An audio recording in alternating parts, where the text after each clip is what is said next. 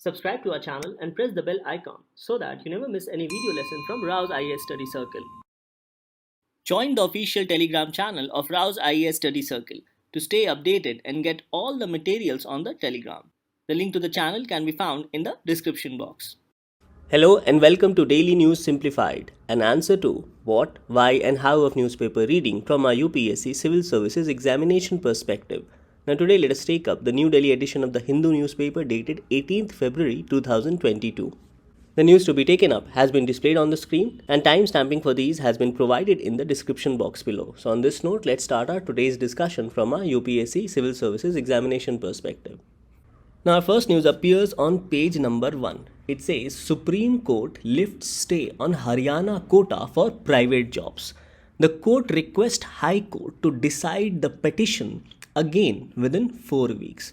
Now earlier, the High Court of Punjab and Haryana had stayed this particular legislation, namely the Haryana State Employment of Local Candidates Act 2022, which provided for 75% reservation for employment of local candidates in private sector. So it says to provide 75% employment of local candidates by employer in the state of Haryana and for related matters.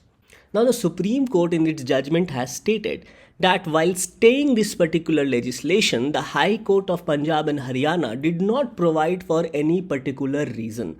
So a law cannot be declared to be illegal unless it has been proved so. And accordingly, the statement of Justice Nageshwar Rao states that there should be manifest illegality. That is, if there is any illegality in the law, it must be proved. And this is not the way a law should be dealt with. We are not on merits, but the way in which the High Court dealt with this. So clearly the Supreme Court is not in favor the way the High Court has decided this matter and put a stay on this particular legislation. Because even in the Indra Sawhney judgment, the Supreme Court stated that reservation beyond 50% can be provided if the special criteria or special conditions are fulfilled. So that is why Supreme Court has put a stay on the decision of Punjab and Haryana High Court and has asked the High Court to decide the matter within 4 weeks. Now this topic of reservation becomes important both from our prelims and mains perspective. In the mains, questions can be asked under GS paper 2, especially with respect to significant provisions of the Indian Constitution providing for reservation. So while setting aside the stay put by Punjab and Haryana High Court, the Supreme Court stated that the High Court did not give any valid or legal reasons for the stay. And accordingly, the High Court must prove with reasons that the law is manifestly unconstitutional or illegal. And in this regard, the Supreme Court has asked the High Court to decide the matter again within 4 weeks, that too with proper reason. However, the Supreme Court has also stated that till the time High Court gives its decisions, State Government of Haryana cannot take any coercive actions against any employer if they do not fulfill this criteria of 75% of employment to locals. Now here, the 75% reservation to locals by the private sector has to be for such jobs whose salary is less than rupees 30,000. So the question arises as to what are the different kinds of companies on which this particular law applies. So this particular law, which provides for 75% reservation to locals, applies to all companies in the state of Haryana, all registered societies and trust, LLP firms, that is limited liability partnership firms along with partnership firms, and any person employing 10 or more persons. However, the law does not apply to any of the organization or agencies of the central or state government. So all these companies have to register their employees on the state portal. Now this registration on the state portal is mandatory as per the law, especially of such employees who are earning less than rupees 30,000. Now apart from this, the employers also have to furnish quarterly report on number of locals they have employed. And this quarterly report, which is furnished by the employers to the government, can be examined anytime by any authorized officer of the government. And apart from this, the Act also provides for certain penalty and prosecution, that is jail term as well. So on this regard, number of reasons were given as to why this legislation should not be allowed. And the first reason provided here was that it violates Article 14, 15, 16 and 19. And the second point, which is related to the first point, states that the domicile criteria provided in the Act, which is the 75% reservation for locals, violates Article 16 Clause 2. So let us understand these reasons presented against the law as to how it violates these provisions of the Constitution. So Article 14 simply says that the state shall not deny to any person equality before the law or equal protection of the laws within the territory of India. So in this regard, it violates the first part, that is the state shall not deny to any person equality before the law. And secondly, it states that the state shall not discriminate against any citizens on grounds only of religion, race, caste, sex, place of birth or any of them. So the argument presented against this particular reservation is that it violates both Article 14 as the state is denying equality before the law and the state is also discriminating on grounds of place of birth. Now regarding Article 19, it says that all citizens of India shall have the right to practice any profession or to carry on any occupation, trade or business. So this mandatory provision of employing 75% locals seems to violate Article 19(1)(g). Now further, the argument which has been presented also states that reservation of 75% by the state violates Article 16 Clause 2. Now Article 16 provides for equality of opportunity in matters of public employment, where it says that there shall be equality of opportunity for all citizens in matters relating to employment or appointment to any office under the state. Now Article 16(2) says that no citizen shall on the grounds of religion, race, caste, sex, descent, place of birth, residence or any of them be ineligible or discriminated against in respect of any employment or office under the state. So the argument presented against reservation is that the state, by providing reservation to locals, has violated the aspect of place of birth and residence. Now the third argument made on behalf of the industries was that the stringent provision of the Act may lead to daily prosecution and also high penalty which can be imposed on various companies and industries. Next, providing 75% reservation to locals at ground level jobs might put livelihood of number of migrants at risk who are employed in the state of Haryana. And this may also impact the workforce, especially at the ground level. Now the lawyers arguing in favor of the industries and against this particular law also stated that there was no empirical study which was conducted by the state government to prove backwardness of locals. That is, there was no data which provided that the locals need reservation in private sector. Now this decision is based on the Supreme Court judgment in M. Nagaraj and Jarnail Singh, where the Supreme Court has stated that state, in order to provide reservation to members of scheduled caste and scheduled tribe under Article 16(4)(a), must ensure that their number is inadequate in a particular cadre of service, and the state must prove inadequacy of such scheduled caste and scheduled tribe members through an empirical data.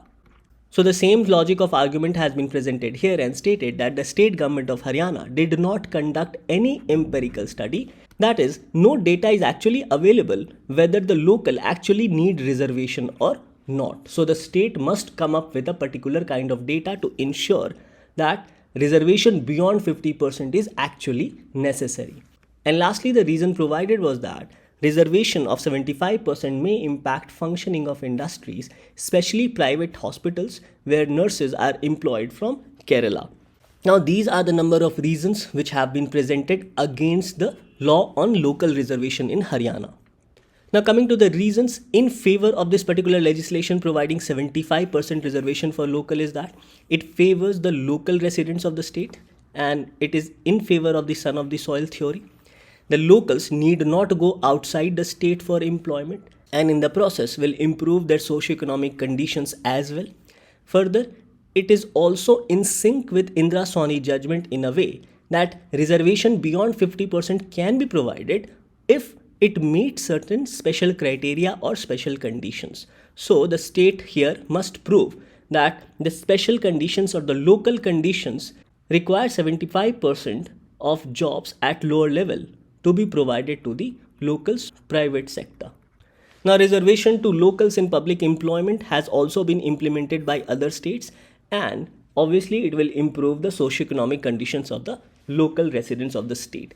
So these are some of the reasons in favor of providing 75% of reservation for locals by the private sector.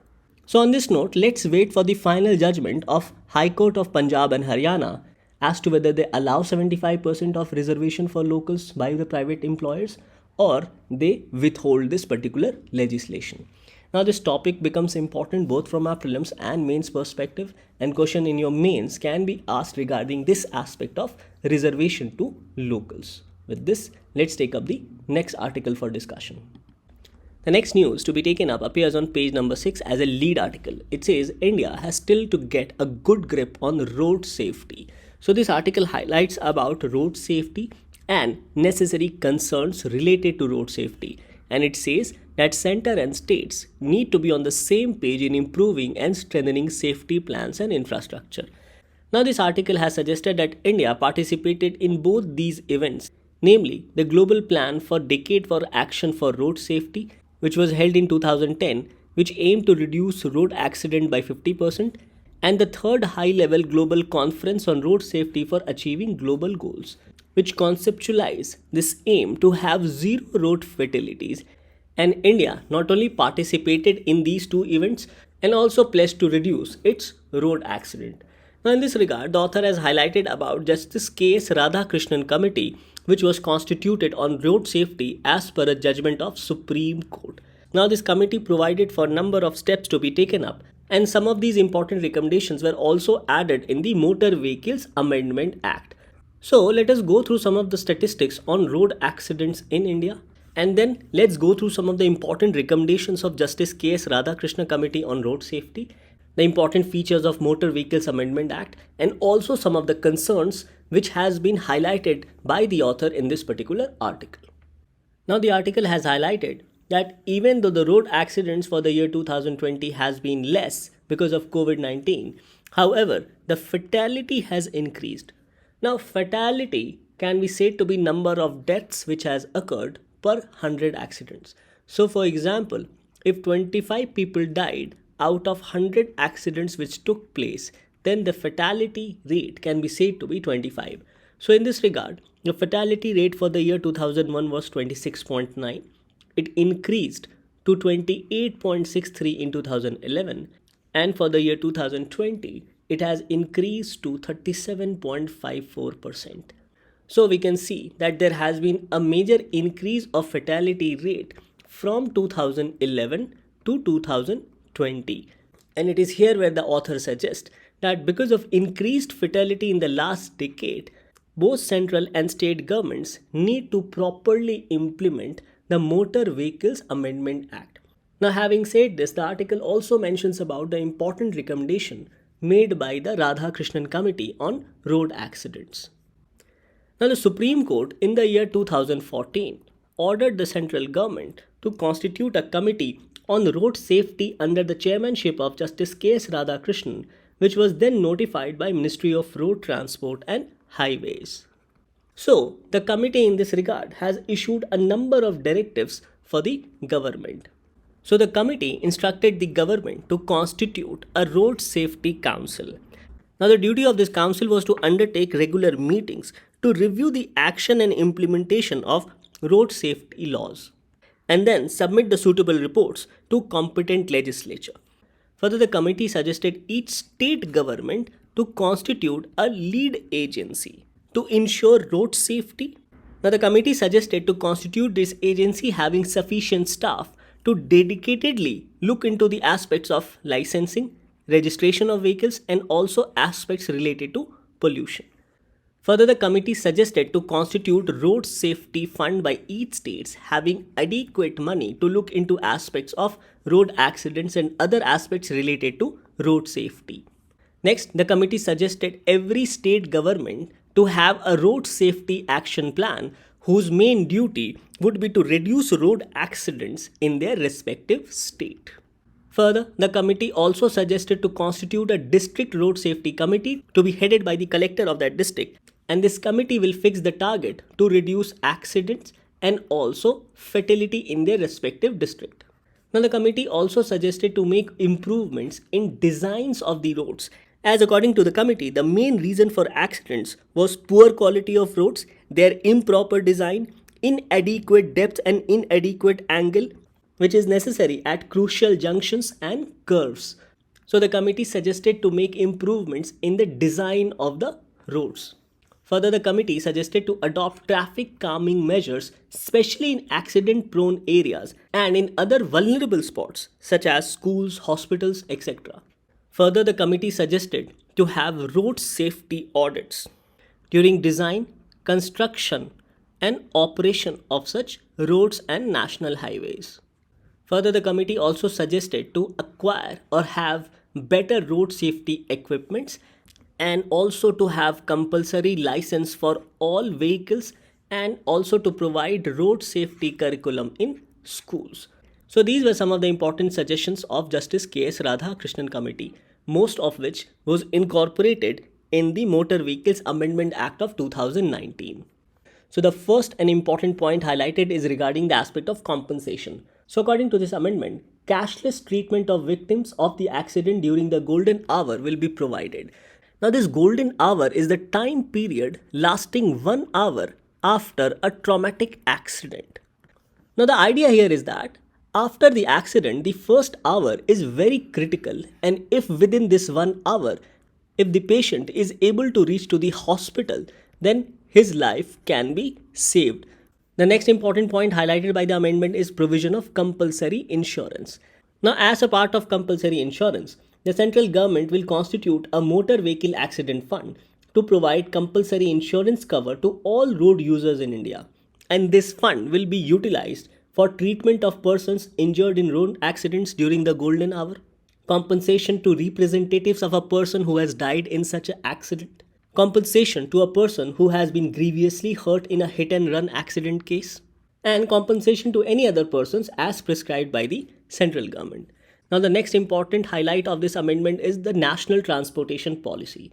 Now, this policy is to be developed by central government in concurrence with the state governments and other agencies.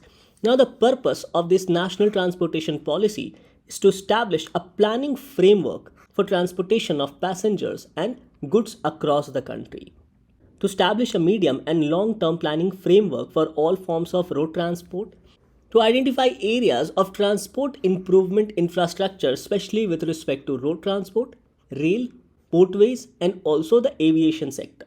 Further, as a part of this National Transportation Policy, there is a need for collaborating with the landholding and other regulatory authorities of states to establish a framework of grant of permits and schemes, safeguarding the interest of public and promote equity, and also to enhance private partnership and also public-private partnership for the transport sector, and also to demonstrate an integrated approach to transport and land use planning. Now, the amendment further provides for establishing a road safety board. Now, this board shall be created by the central government and it will advise the central and state governments on all aspects of road safety measures and also traffic management measures. And these include standards relating to motor vehicles, registration and licensing of all vehicles in center and states, further providing standards of road safety and also promoting new vehicle technology. Now, the next important point of this amendment is that it also provides for offences done by juveniles. So, if a juvenile has met with an accident, then the guardian of the child or the owner of the vehicle shall be deemed guilty for such accidents. However, such guardian or owner of the vehicle shall not be charged for an offence committed by the juvenile if they are able to prove that offence was committed, that is, an accident was committed without their knowledge, and the guardian or the owner of the vehicle exercised proper due diligence to prevent such accident but could not do so. Without these two aspects, even if an accident is committed by a juvenile, then the guardian of the juvenile or the owner of the vehicle shall be deemed guilty. And the sixth important point of this particular amendment is that it has increased penalty for traffic violations. So these are some of the important highlights of the Motor Vehicle Amendment Act of 2019. Now, based on Radhakrishnan Committee report and the amendments made in the Motor Vehicles Act, the article has expressed concerns with respect to implementation of most of the motor amendment laws. Now, this article suggests that most states did not increase the penalty for traffic violations, which was increased in the Motor Vehicles Amendment Act. Now, this increase of penalty has also been criticized by the public, as they have said that it is beyond their paying capacity, or it is beyond the paying capacity of an average Indian. And because of this, some of the states have not increased the traffic penalty fees. Further, the author suggests that the impact of deterrence of the traffic law is less on ground because there are only few cases which are contested in courts. Now, this is because most of these traffic cases do not reach court or are settled at the ground itself. Next, the author has highlighted about inadequate number of manpower to regulate traffic laws in India. So it says that manpower that is available is insufficient to deal with steadily increasing volume of traffic in India. The author further says that there is a need to implement intelligent traffic management system on highways and roads. Now, how this will help? This will provide information about jams, intersections, etc. and accordingly will help the user or the driver to be better informed, and it will allow the user to take an alternative route. Now, the author has suggested that there is limited amount available for road safety fund and also other funds available to the police, especially to the traffic police. And the lack of fund constrains effective traffic violations due to insufficient staffs and proper equipments. Another concern highlighted by the author is regarding poor service conditions of traffic police, as they are forced to work overtime without any increase in pay. The next concern is that in India, so far, there is no fixed standard for providing license across the country, and license is easily available without any proper driving test. And many states do not even have a driving track. Now, in this regard, the author has said that there are no institutes for refresher training in case driving license of a person is suspended. So, provision of driving licenses should be strictly adhered to. Now, the persons riding two-wheelers and their pillion constitute 2/3 of the victims of road fatalities. And here the author has highlighted that not enough emphasis is paid on such two-wheelers and their pillion riders. So, special provisions needs to be made in their favor. Further, amended provision regarding offences by juvenile is also not strictly enforced by the government. And despite having a common number in case of accidents, that is 112, this is not implemented across states. So it says that the emergency response support system with its pan-India emergency response number 112 has not been implemented by all states. So all states must implement the emergency response support system because it has been proved very useful in saving the lives of accident victims, especially during the golden hour of the accident. So these are some of the major concerns which has been highlighted by the author in this particular article. So based on our discussion, this can be said to be a way forward. So there is a need to implement the motor vehicle amendment by all states. There is a need to enrich accident databases through IRAD, that is Integrated Road Accident Database Project. Now this project is an initiative of Ministry of Road Transport and Highways, and it is also funded by the World Bank. Now it says that the project is proposed on IT-based system to capture spot accident data using mobile app configured for this particular purpose. And these data through the Integrated Road Accident Database project can be then utilized for various purposes like finding the cause of the accidents, remedial measures to improve road infrastructure, and also to record the accidents data for the use of police, health services, and other concerned departments. So there is a need to implement the Motor Vehicle Amendment Act by all states, and there is a need to enrich the Integrated Road Accident Database project, as these data on accidents will help not only to find out the cause of the accident but will also help to provide remedial measures, and these data can also be utilized by police, health services, and other concerned departments So this can be a way forward with respect to this particular article. Thus, this article becomes very important both from our prelims and mains perspective, especially under GS paper 2 with respect to governance and social justice, as this topic gets covered under welfare schemes for the vulnerable population, laws, functions and responsibilities of the union and states, and also important aspects of governance. With this, let's take up the next article for discussion. Now, the next news to be taken up appears as an article on page number 6 and also appears on page number 10. Now, this news is with respect to the FTA, that is Free Trade Agreement, which is about to be signed today between India and UAE. So, in this regard, this news appearing on page number 10 says that India UAE to sign trade pact today, virtual summit to be conducted on economic ties. Whereas the article appearing on page number 6 says, etching a trade line to bond beyond oil.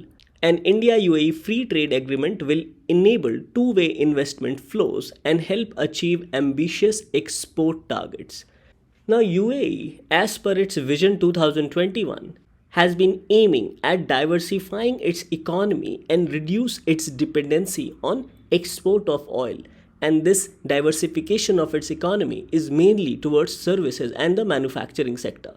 Now, in the services sector, the UAE is focusing on financial services, wholesale and retail trade, real estate, and business services.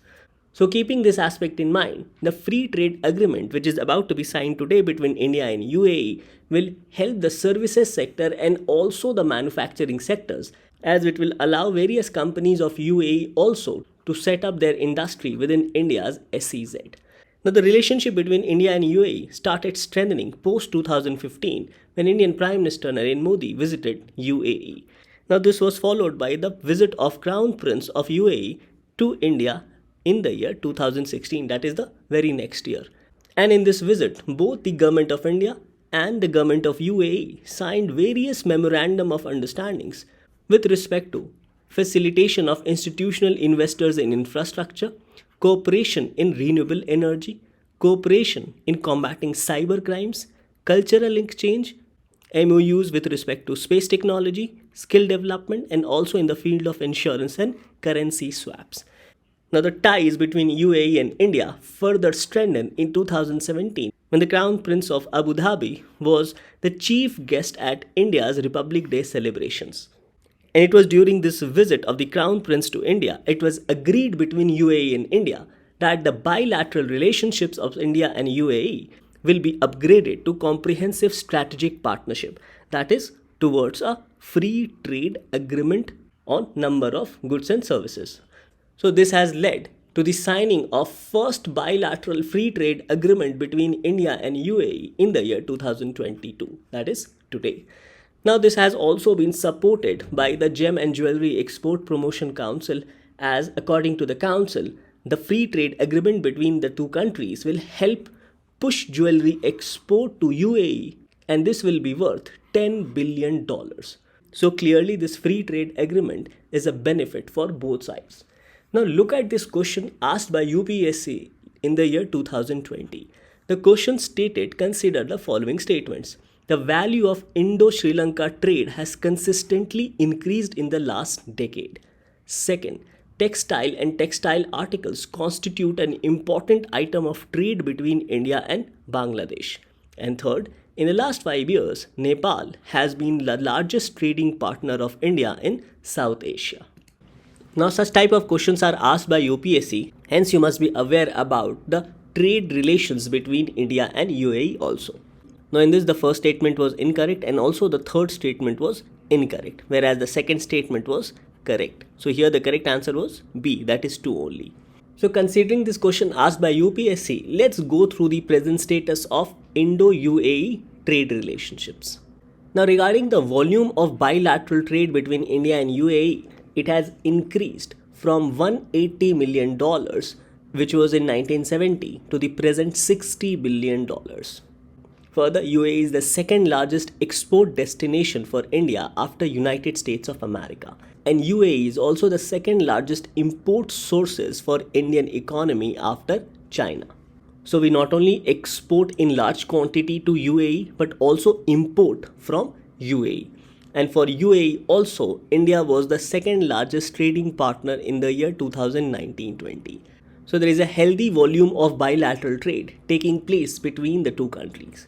Now regarding major items of export and import, India's major export items to UAE include petroleum products, precious metals, stones, gems and jewelry, minerals, food items, textiles and engineering and machinery products. Whereas the items which is imported by India from UAE include petroleum and petroleum products, precious metals, stones, gems and jewelry, etc. Now regarding bilateral investment between India and UAE, UAE is the ninth biggest investor in India in terms of foreign direct investment.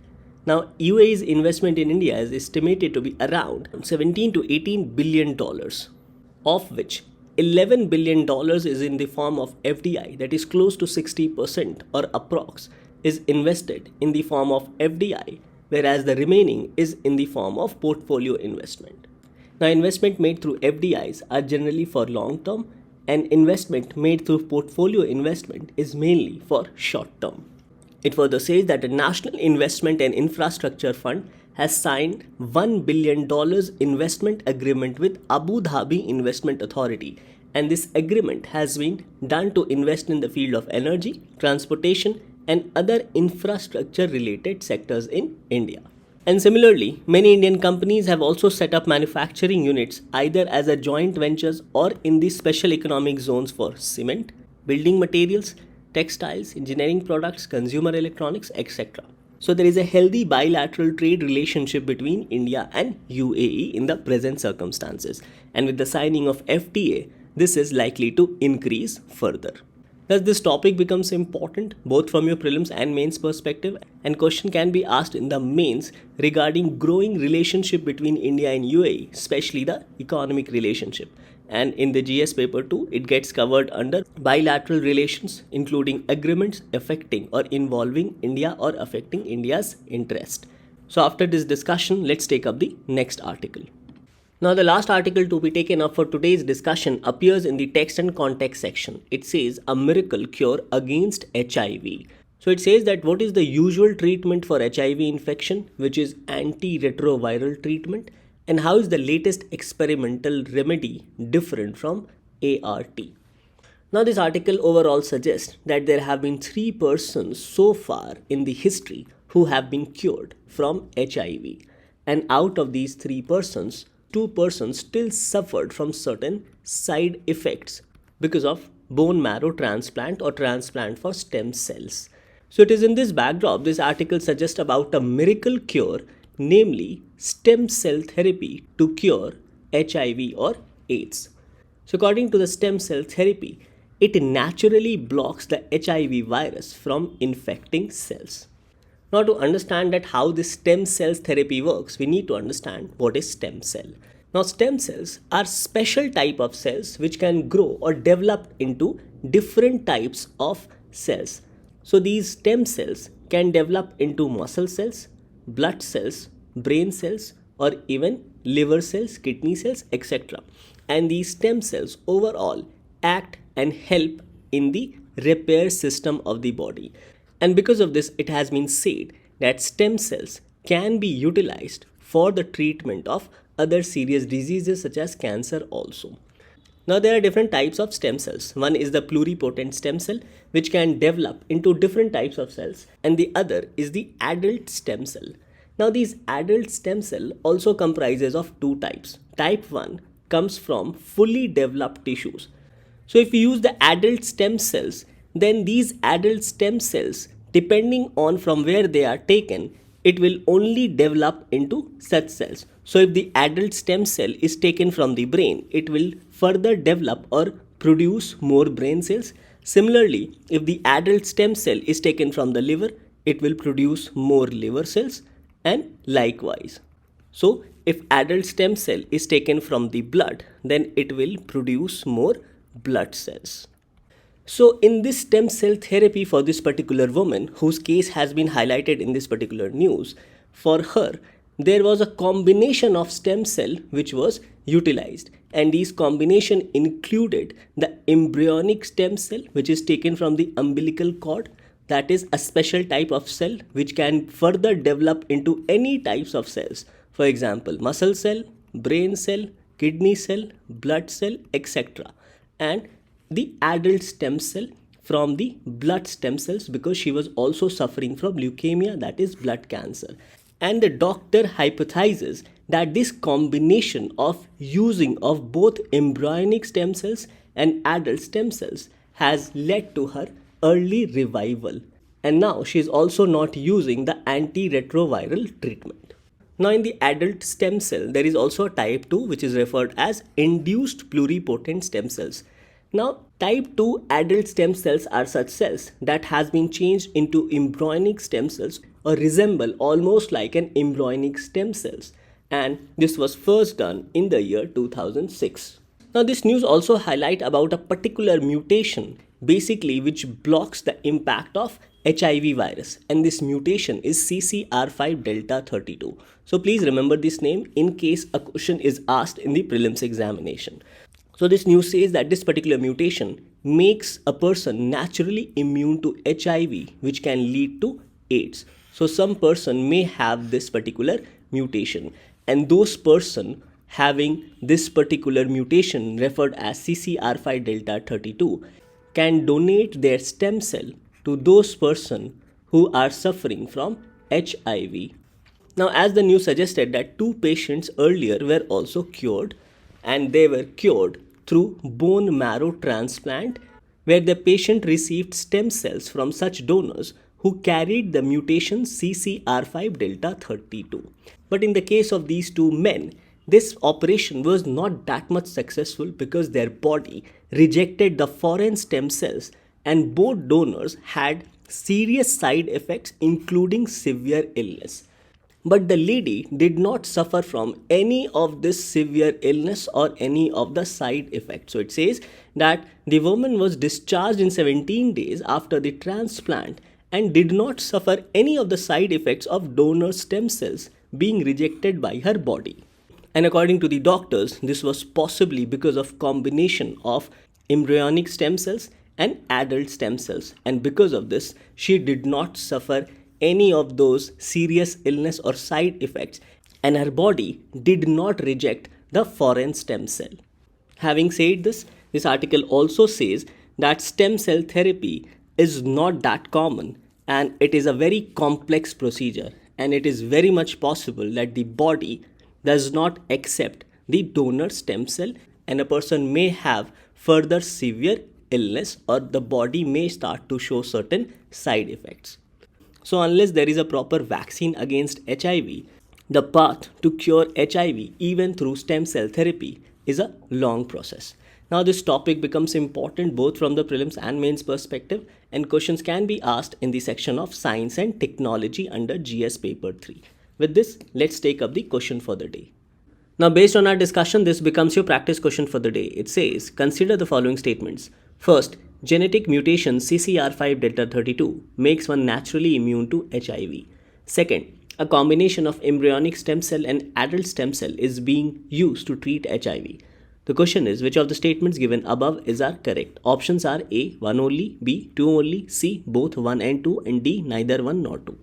Now coming to the answer of yesterday, in this, the first statement was incorrect. The question was, consider the following statements with reference to 12th edition of Deaf Expo to be held in March 2022. And the first statement stated that the aim of Deaf Expo 2022 is to build upon the vision to achieve Atmanirbharta in defense and reach USD $5 billion defense exports target by 2044. However, this target is to be reached by 2024 only. Whereas the other 2 statements are correct. That is, the objective of the expo is to make India a major destination of land, naval, air, and homeland security systems and defense engineering. And third, Memorandum of Understanding has been signed between Ministry of Defense and Gujarat government to organize Deaf Expo 2022. So obviously, the correct answer becomes 2 and 3 only, because the first statement is incorrect. So with this, we come to an end to today's analysis. Thank you for watching DNS.